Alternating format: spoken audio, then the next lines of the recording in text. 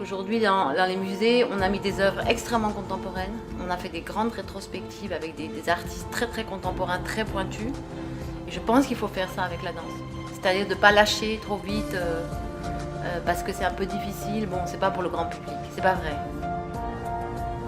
That time also we were really talking about the dramaturgy of energy, like two molecules is just crashing or going two body, not the gender, like when a woman are just crashing. Through those projects, I tried to talk about how can a movement reveal history inside a body. Uprising it's also about our surrounding and how we're negotiating with the surrounding we're living in.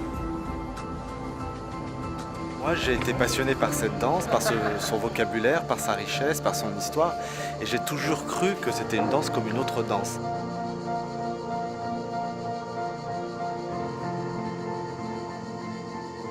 Alors, Twin Paradox, la première inspiration, qui après s'est éloignée vraiment, c'est que je me suis intéressée au phénomène des danses marathons dans les années 20 aux États-Unis. Bon, qui est une longue histoire sur 10 ans, les danses marathons. C'est pas juste un petit événement, ça a été vraiment quelque chose d'important. Et ce qui m'a intéressée, c'est aussi la façon dont finalement le fait de danser était comme une idée aussi pour survivre. Qu'il fallait toujours continuer à danser pour survivre et pour continuer et pour exister aussi. Pas seulement pour montrer la danse, mais aussi comme une espèce de bagarre contre les événements, contre la crise. Et l'idée, c'est pas de travailler sur l'ennui ou l'épuisement, c'est plutôt l'idée que c'est des matières qui se développent d'une manière assez lente, assez répétitive parfois, qui est aussi un mode de la danse qui existe. Dans des formes assez contemporaines, très physiques, où ils sont toujours attachés l'un à l'autre. Et j'aimais bien cette idée qu'on ne peut pas se détacher de l'autre aussi, ils sont vraiment collés tout le temps. Et voilà, et c'est le temps plus que la fatigue qui m'intéresse, voilà, la durée.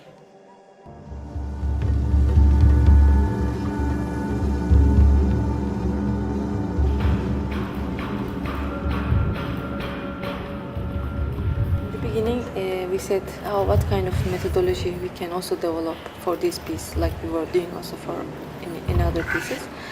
So we did a kind of like cutting that time, not vertically but horizontally, to see who was around us at that time, what kind of events, what kind of discussions, or like what was at this moment.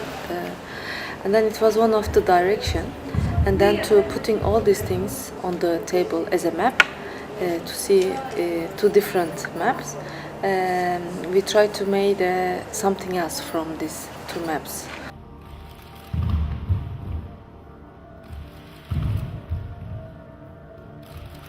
It was just a kind of physical action, like fall, roll, jump, crash.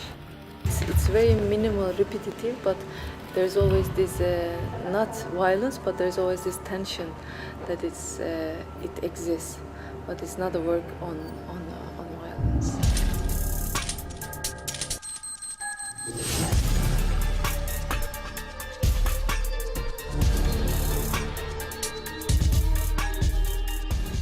I started the series in 2006 and I finished it around by the beginning of 2008.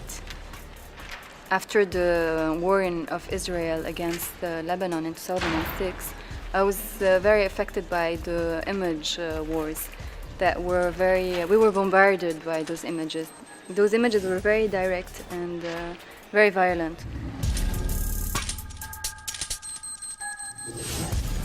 I was helping refugees in schools and playing with children, and very intuitively I decided to turn a child and to put him facing a wall.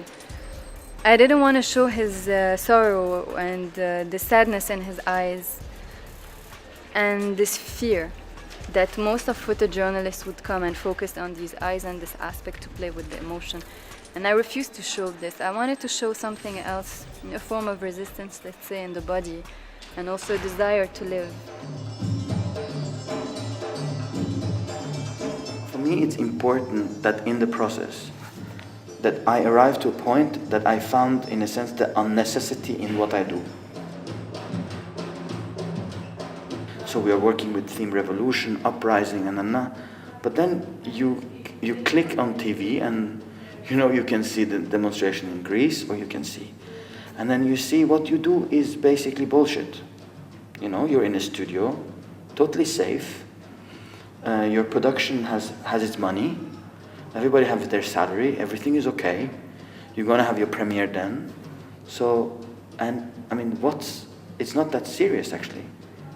It's not life and death. This is life and death. The people who are struggling every day, and for me to find this balance is very important.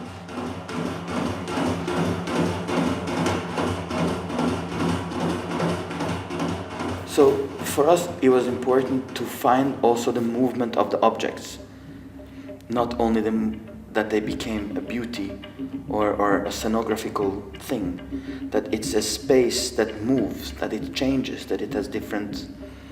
Because this was something when we were looking at different uprisings or revolutions and stuff. So you could see that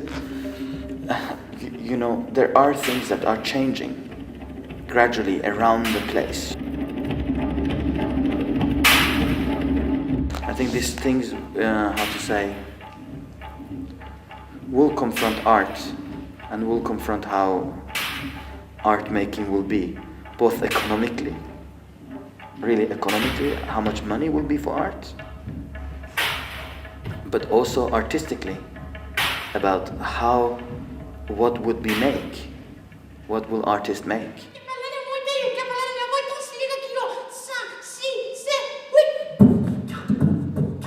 J'ai invité 4 chorégraphes, 3 Français et un Brésilien, pour qu'ils puissent justement proposer un spectacle qui leur apporte quelque chose de nouveau dans leur danse et dans leur histoire, avec le hip-hop notamment.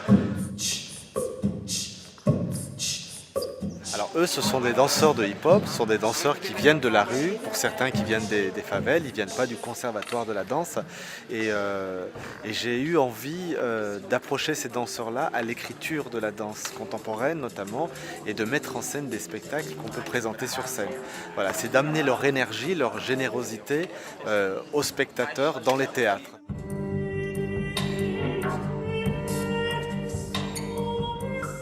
Pendant toutes ces années, j'ai essayé de proposer des chorégraphies pour que justement cette danse-là soit pas simplement vue et pratiquée par les jeunes, mais j'avais envie que cette danse-là puisse aussi toucher le grand public, les jeunes et les moins jeunes.